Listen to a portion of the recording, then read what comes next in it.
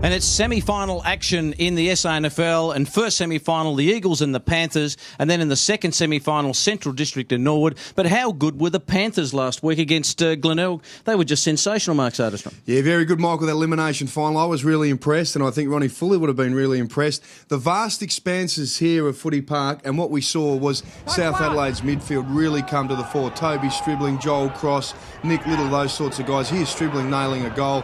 And look, really impressive. I think Ronnie Fuller will now take on the Eagles next week. He coached that team to the 06 flag, and I think he'll be really pumped. And they could even go in as slight favourites. In this game last week, the qualifying final, look, the Eagles were in all sorts of trouble. Norwood got over them in the midfield. Really surprised by that, because I thought the Eagles midfield, when you look at the likes of Lewis and Powell and Sikalala, you know what you're going to get. And you do get that every week, but we didn't get it in that game. So a lot of work for Mickey Godden to get back so that the Eagles have got any chance against South. Well, big game in the second semi-final. Central's up against Norwood now. We know what happened back in round 22. It was a real thumping, and Norwood just couldn't get their game together. Here's some vision of it here. Tom Dunn kicking a goal, and Luke Hable. It was just an outstanding performance by the Bulldogs, and they had a lot of players out that day. So Norwood have still got some work to do, you think? Look, they have, but what they did in that qualifying final last week was really impressive. Their discipline was terrific. Their zone really made it life tough for the Eagles. If they can follow that up again, it'll be good.